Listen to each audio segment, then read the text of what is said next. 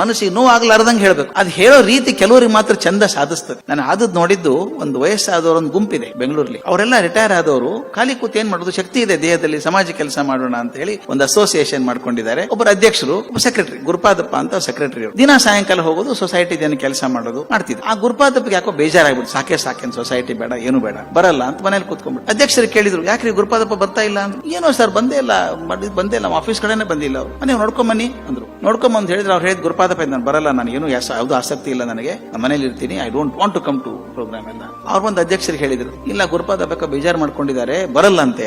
ಆಯ್ತು ಬಿಡಿ ಅಂದ್ರು ಅಧ್ಯಕ್ಷರು. ಒಂದ್ ದಿವಸ ಅವ್ರ ಮನೆಗೆ ಹೋದ್ರು, ಗುರುಪಾದಪ್ಪನ ಮನೆಗೆ ಅಧ್ಯಕ್ಷರು. ದಯವಿಟ್ಟು ಗಮನಿಸಿ, ಒಬ್ಬ ಸುಸಂಸ್ಕೃತ ಎಷ್ಟು ಚಂದ ಮಾಡಬಹುದು ಅಂತ. ಅವ್ರ ಮನೆಗೆ ಹೋದ್ರು, ಬಾಗಲ್ ತಟ್ಟಿದ್ರು. ಗುರುಪಾದಪ್ಪ ಕೀ ಹೋಲಿಂದ ನೋಡಿದ್ರು ಅಧ್ಯಕ್ಷರು ಬಂದಿದ್ದಾರೆ. ನಾನು ಬಿಡಲ್ಲ, ಮತ್ತೆ ಕರ್ಕೊಂಡು ಹೋಗ್ತಾರೆ. ನಾನು ಹೋಗೋ ಮನಸ್ಸಿಲ್ಲ, ಹೇಳ್ಬಿಡ್ತೀನಿ ಸ್ಪಷ್ಟವಾಗಿ. ನೀವು ನೆನಪಿದೆಯಾ ನಿಮಗೆ, ಯಾರಾದೊಂದ ಮನಸ್ಸು ಹೆಂಗ್ ಕೆಲಸ ಮಾಡುತ್ತೆ ಗೊತ್ತಾ? ಪಟ ಪ್ರಶ್ನೆ ಉತ್ತರ ಮನಸ್ಸಲ್ಲಿ ಬಂದ್ಬಿಡ್ತಾ ಎಲ್ಲಾನು. ಅವ್ರು ಕೇಳಿ ನೋಡಿ, ಬಾ ಅಂತ, ಬರೋಲ್ಲ ಅಂತ ಹೇಳ್ತೀನಿ, ಬಾ ಅಂತಾರೆ, ನಾ ಬರೋಲ್ಲ ಅಂತ ಹೇಳ್ತೀನಿ, ಎಲ್ಲ ಡಿಸ್ಕಷನ್ ಮನಸ್ಸಲ್ಲಿ ಮಾಡ್ಕೊಂಡಿದ್ದೀವ್ರು. ಅವ್ರು ಏನ್ ಮಾತೇ ಆಡ್ಲಿಲ್ಲ, ಬಾಗ್ಲ ತೆಗೆದು ಒಳಗ್ ಬಂದ್ರು, ಕೂತ್ಕೊಂಡ್ರು. ಅಲ್ಲಿ ಮೂಲೆಯಲ್ಲಿ ಗಿಷ್ಟಿಗೆ ಹಾಕಿದೆ ಚಟ್ ತಳಿ ಅಂತ, ಬೆಂಕಿ ಇದೆ, ಚೆನ್ನಾಗಿ ಉದ್ದಿತಾ ಇದೆ. ಅಧ್ಯಕ್ಷ ಬಂದು ಕುರ್ಚಿಯಲ್ಲಿ ಕೂತ್ಕೊಂಡ್ರು.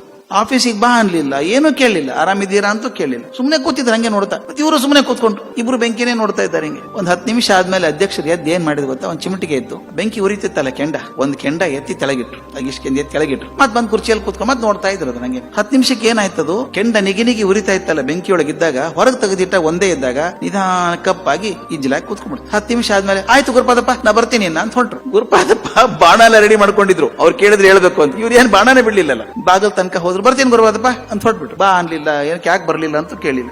ಗೇಟ್ ವರೆಗೂ ಹೋದಾಗ ಗುರುಪಾದಪ್ಪ ಹೇಳಿದ್ರಂತೆ, ಸ್ವಾಮಿ ನಾಳೆ ಬರ್ತೀನಿ ಆಫೀಸ್ಗೆ ಅಂದ್ರು. ಹೌದಾ, ಬನ್ನಿ ನಾಳೆ ಬನ್ನಿ. ಏನಾಯ್ತು ಅಂತ ಅವ ಪ್ರಶ್ನೆ ಕೇಳಿದ್ರು. ಉತ್ತರ ಕೊಟ್ಟರಲ್ಲ ಮತ್ ನೀವು ನನಗೆ. ನಾ ಏನು ಉತ್ತರ ಕೊಟ್ಟೆ?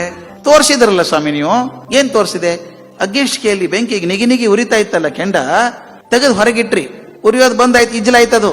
ಸಮಾಜದಲ್ಲಿ ಒಂದಾಗಿ ಕೆಲಸ ಮಾಡಿದಾಗ ನಾನು ಅಗ್ನಿ ಹಂಗೆ ಕೆಂಡದ ಹಂಗೆ ಕೆಲಸ ಮಾಡ್ತೀನಿ, ಒಬ್ಬನೇ ಉಳ್ಕೊಂಡ್ರೆ ಈಜಿಲಾಗಿ ಹೋಗ್ತೀನಿ ಅಂತ ಗೊತ್ತಾಯ್ತು ಸ್ವಾಮಿ, ನಾನು ಸಮಾಜಕ್ಕೆ ಬರ್ತೀನಿ. ನೋಡಿ ಎಷ್ಟು ಚಂದ ಮಾತಿದ್ರು ಅಲ್ಲ. ಸಮಾಜಕ್ಕೆ ಬಾ, ಒಳ್ಳೇದ್ ಮಾಡು ಅಂತ ಏನು ಹೇಳಿಲ್ಲ. ಎಲ್ಲಿವರೆಗೂ ಕೆಂಡ ನಿಗಿನಿಗೆ ಆಗಿರ್ತದೋ ಜೊತೆಗೆಲ್ಲರೂ